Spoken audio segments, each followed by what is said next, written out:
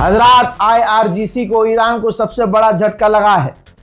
IRGC के intelligence chief Majid खादिमी की मौत हो गई है। इजराइल ने टारगेट करके उनको कत्ल कर दिया है, वो शहीद हो चुके हैं। IRGC को, ईरान को और ईरान के समर्थकों को ये एक बड़ा झटका है। मेरे दोस्तों, इसके बाद IRGC के इंटेलिजेंस चीफ की तस्वीर को शेयर करके नेतन्याहू ने खुशी जताई है, मुबारकबाद अपने साथियों को दी है और कहा है कि उन सबको हम मार देंगे जो हमारे लिए खतरा बने हुए हैं।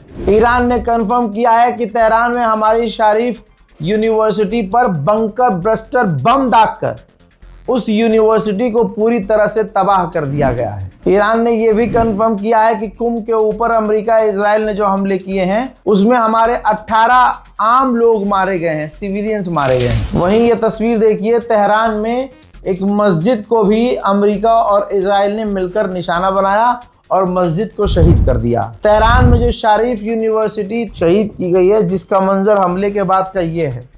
सब कुछ तबाह बर्बाद हो चुका है। काफ़ी एडवांस और काफ़ी बड़ी यूनिवर्सिटी थी दोस्तों, ये कोई छोटी मोटी यूनिवर्सिटी नहीं थी, एक बड़ी इमारत थी, एक बड़ी बिल्डिंग थी। यहाँ पर अब सिर्फ खंडर नज़र आ रहा है, सब कुछ मलबा ही मलबा है।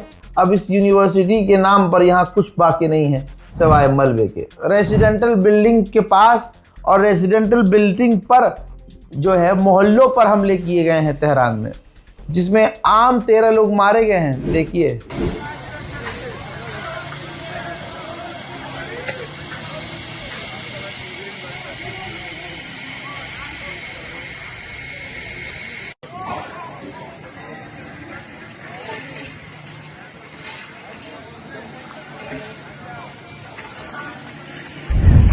पूरी रात ईरान पर खतरनाक और जोरदार हमले जारी रहे हैं।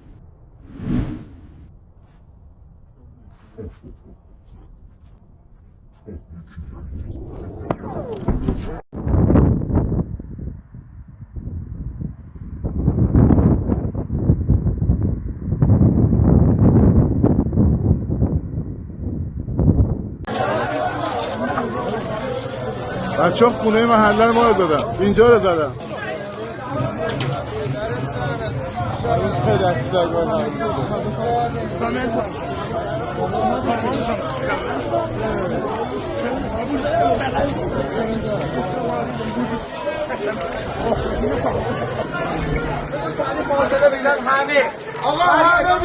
बौखलाए डोनाल्ड ट्रंप ने एक बार फिर से 12 घंटे के बाद रिपीट किया है कि अगर ईरान ने मेरी बात नहीं मानी तो मैं पूरे ईरान को उड़ा दूंगा। वहीं 2 और समुद्री जहाज टैंकर LNG लेकर भारत के लिए रवाना हुए हैं। स्ट्रेट ऑफ हॉर्मुज क्रॉस कर रहे हैं ईरान की परमिशन के बाद। एक कतर का टैंकर स्ट्रेट ऑफ हॉर्मुज पार करने जा रहा था, ईरान ने उसे परमिशन नहीं दी और धमकी दे दी, जिसके बाद वो टैंकर आगे से यू टर्न लेकर वापस आ गया।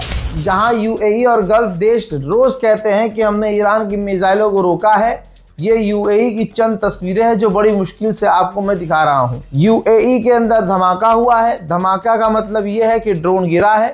ड्रोन गिरने का मतलब ये है कि ईरान ने हमला किया है, ठीक। लेकिन UAE और गल्फ इसी तरह से झूठ बोलते हैं कि जी हमारे यहाँ सब कुछ ठीक है, हमने ईरान की मिसाइलों को रोका है। वही मेरे दोस्तों, ये मलबा देख लीजिए, इजराइल की ये क्रूज मिसाइल है जिसे ईरान ने इंटरसेप्ट करके तबाह किया है। अमेरिका का बहुत बड़ा अखबार है द अटलांटिक, उसने लिखा है, बल्कि आप पूरी स्क्रीन पर देखिए, उसने लिखा है कि अमेरिका की पूरी इंटेलिजेंस ईरान में फेल हो गई है।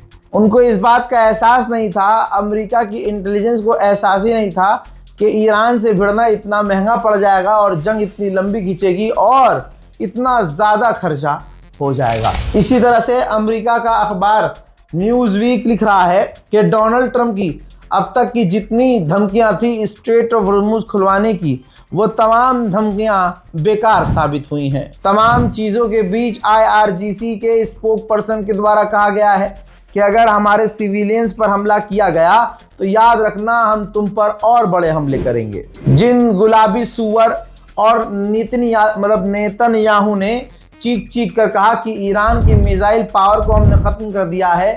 एक बार फिर से आप देखिए कि ईरान ने मिसाइल लॉन्च किया है और मिसाइल के ऊपर बदला लेने की बात लिख कर लॉन्च किया है। अमेरिका के एक और अखबार ने बहुत बड़ी बात लिखी कि ईरान के इंफ्रास्ट्रक्चर, ईरान के इलेक्ट्रिसिटी और ईरान के पानी पर हमला करना कोई बहादुरी का काम नहीं है।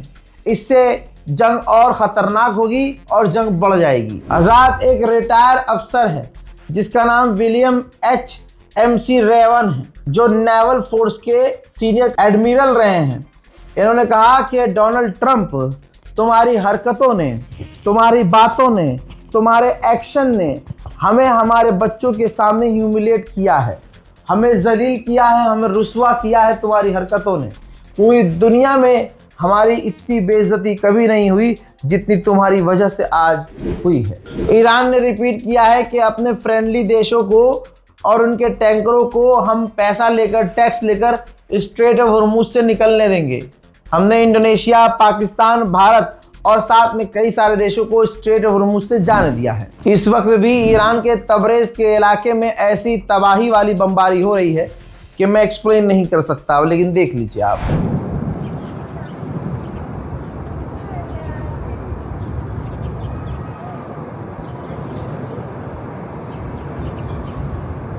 मोहतरम हजरात, हालात बहुत ख़राब है।